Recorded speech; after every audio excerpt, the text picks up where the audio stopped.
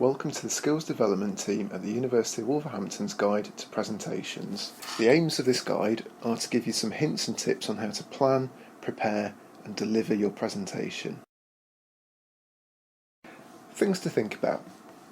So why have you been asked to do a presentation?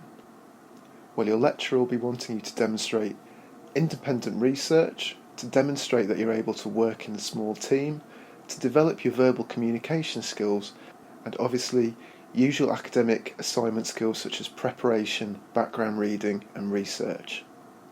So initially, think about what you want to achieve with your presentation. Do you want to inform your audience, inspire them to think about your topic, or convince them of a particular point of view? What is it you're trying to do with your presentation? Think about your audience. What background knowledge do they have about your topic? Do they have any particular interests? How are you going to involve them in your presentation? Think about the kind of terminology that you're going to use. Are they your peers? Will they have sufficient subject knowledge to understand technical terms? Or will you need to use much simpler, more easily understandable language? And very importantly, how long do you have to actually give your presentation and get your points across? How to prepare. So just as with any other piece of academic work, preparation is key. So brainstorm your topic, identify the main points you want to cover, and write a rough outline. Carry out the background reading and research your topic, but don't get carried away. Remember you've got a limited time for your presentation. Organise your material and write a draft. Think about the length of time you have to talk and the main points that you want to get across to your audience. Summarise your draft into points to write on overheads and or index cards. Remember at this point that a presentation is very much different from an assignment. You're not going to be able to represent an entire assignment on your PowerPoint slide, so you need to be able to summarise the main points that you want to get across and be very concise. Make sure you plan and prepare your visual aids, so your PowerPoint slides or your index cards or your posters. And very importantly, make sure you rehearse your presentation, get its length right, ask a few friends to listen and give feedback, and think about the kind of questions that they might want to ask you at the end of the presentation. Rehearsal is key to really kind of reducing your nerves and getting everything in the right order and getting the main points across. So rehearse as many times as possible. You can break your presentation down into three main sections: your introduction, the main body and the conclusion. In your introduction, you want to capture your listener's attention, so perhaps begin with a question, a funny story, a startling comment or fact, or anything that will make them think and grab their attention. State your purpose, so tell them exactly what your talk's going to be about. So for example, you might want to start off, today I'm going to talk about, or this morning I'd like to explain, something that really kind of explains what you're going to be talking about.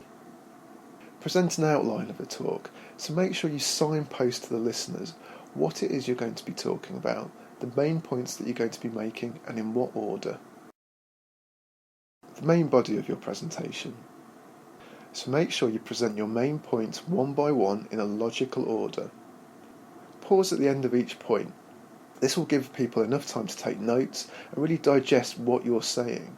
It'll also give you some time to actually think about what you're going to say next and get it clear in your head.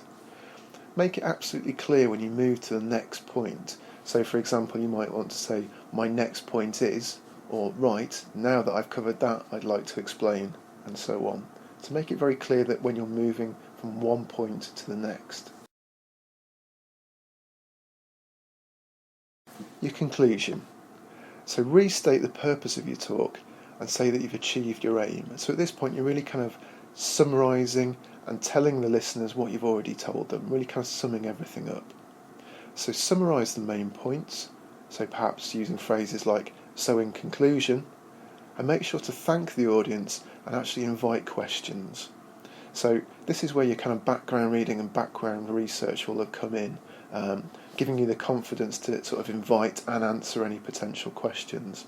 And obviously if you have rehearsed with friends, if they've asked some questions, you might get an idea of the kind of things that you might be asked at the end of a presentation. Also looking at your assignment criteria might give you an idea of the kind of questions that your lecturer might want to be asking you at the end of the presentation as well. Okay, so that's the structure of your presentation. Now, how to actually deliver it? Well, make sure you talk to your audience. A presentation is not the same as an essay, so you actually want to kind of communicate and talk to them rather than actually reading out an assignment to them.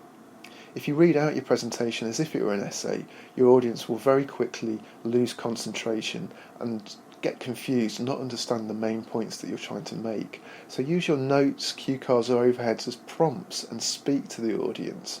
Include everyone by looking at them and maintain eye contact, but try not to glare at particular members of the audience. Although you will be nervous, try not to let your nerves show and actually channel it into the kind of presentation. Make sure to speak loudly, slowly and clearly. Everyone in the room needs to be able to hear you. Don't rush. Speaking fast doesn't make you seem smarter, it'll only make it harder for other people to understand you. Emphasise key words. So the key points that you really want the audience to take away with them, make sure you speak them out slowly and loudly. Try and vary your voice quality. If you always use the same volume and pitch, your audience will very quickly switch off. And don't be afraid of using pauses, short periods of silence, to give you the chance to kind of gather your thoughts and the audience to kind of think about the points that you're making and actually digest the information. So obviously non-verbal communication is very important when giving a presentation. So make sure you stand up straight and comfortable.